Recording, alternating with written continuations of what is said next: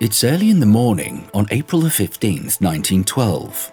It's dark and quiet as I stand on the empty bridge of a ship that has been under my command for only a few days. I look down as water begins to lap against my feet. This will be the end of my story, because I am the captain of the Titanic. My name is Edward John Smith, and I was born far from the sea in Hanley, Staffordshire, England. Being an industrious and most driven young man, I travelled to the seaport of Liverpool and achieved my first major goal in life, attaining an apprenticeship on a vessel, thus beginning my life as a seaman.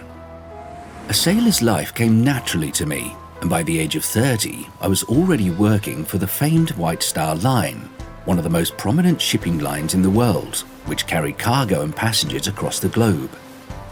I was able to climb the ranks quickly, going from a lowly fourth officer to command of my own ship in just 7 years. The White Star Line must have had no trouble recognizing my aptitude, because they soon gave me command of the RMS Majestic. She was a prize of the fleet that had just several years earlier held the record for fastest crossing of the Atlantic, making the voyage in an astoundingly quick 6 days. Being a true Englishman, I joined the Royal Naval Reserve, and when the Boer states rebelled and fresh troops needed transport to the south of Africa, I and the Majestic were there to take up the cause, and we completed our mission without any complications. Having done my duty and been awarded medals for my service, I returned to my career as a captain of the White Star Line's premier ocean liners. There wasn't a better group of sailors in the world than my fellow captains at the White Star Line. But a rumour must have begun to spread about me, and I soon developed a reputation for fast and safe sailing. Soon, there were a number of prominent passengers who would only make the transatlantic voyage if they could be assured that I would captain their vessel. That same rumour must have reached the boardroom of the White Star Line, as soon I was given the illustrious role of commanding all of the company's newest and grandest ships on their maiden voyages, a job I happily performed for several years. With all of my experiences at the helm of the line's biggest ocean liners, it was no surprise when in 1911 I was asked to command what would be the newest ship in the world, the Olympic. After another successful maiden voyage, we made a number of smooth sailings across the Atlantic. Of course, there was the one small circumstance where we somewhat collided with another ship. The courts may have ruled that the other vessel bore no responsibility, but it was posited in the trial by our defence that perhaps the Olympic's unprecedented size had displaced such an enormous amount of water that it sucked the other ship into our path, a theory I happen to agree with. And the entire incident would never have happened had they not been sailing dangerously close to us. Regardless of the outcome of the trial, the White Star Line clearly stood with me and saw through the attempts at making me a scapegoat. Otherwise, they would not have presented me with what would be the crowning achievement of my career: command of the largest and most magnificent ship ever put to sea, the RMS Titanic. Repairs to the Olympic from that small incident pushed back our maiden voyage as parts were pulled from the still under construction Titanic to fix the Olympic.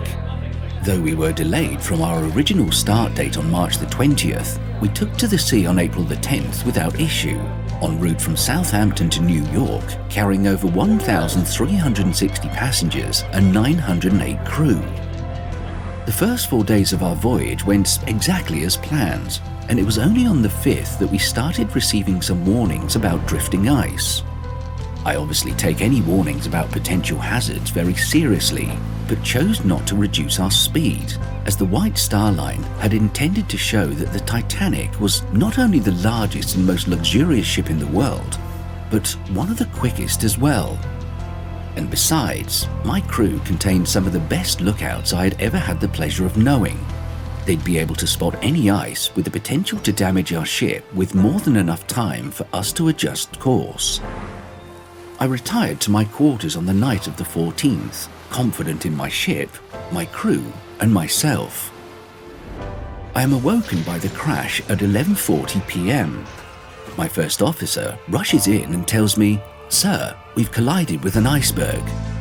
I quickly get up and make my way to the bridge. The crew bombards me with reports. The ship has been seriously damaged. I summon the ship's designer, Thomas Andrews, who had joined us on the inaugural voyage of his masterpiece. We assess the damage and I ask him what the potential is for repair, but he stops me before I can even set a plan in motion. 5 of the ship's watertight compartments have been breached, he tells me. It's too much. The Titanic will sink in less than 3 hours. I can hardly believe what I'm hearing.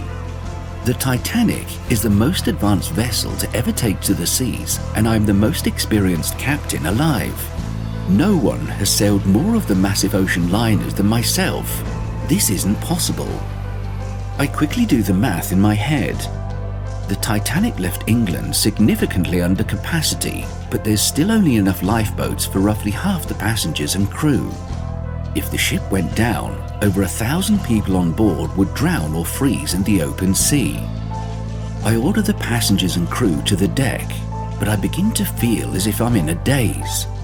I start to make my own way to the deck, but have no memory of the journey, and when I arrive, there's somehow a megaphone in my hand.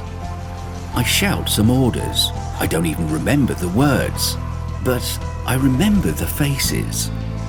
Some of the passengers look at me with hope, feeling some security now that their captain has appeared, while others look at me with fear, and dare I say, even appear to be blaming me.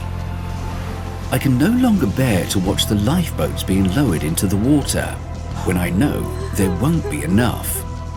I begin to wander the ship. My officers find me and ask if I will give the order to abandon ship, but I can't bring myself to say the words. They seem frustrated with my inaction and run off to presumably do what they can in this hopeless situation. The minutes tick by, and I feel the deck shifting beneath my feet to a terrifying angle as the ship takes on more and more water. I make my way to the radio room where the operators are still bravely sending out distress messages, and inspired by their duty, I'm finally able to tell them and any other crew I come across that they've done their best. But now is the time to abandon the ship. It's every man for himself.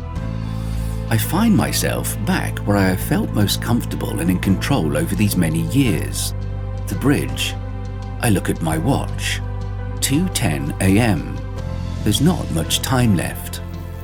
The lights go out. The salt water must be shorting out the power. Water is lapping at my feet.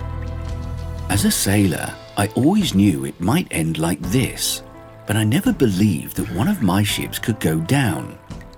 We're taking on more and more water as the ship's compartment fill. It won't be long now. The bridge begins to slip beneath the dark sea, and so too do I.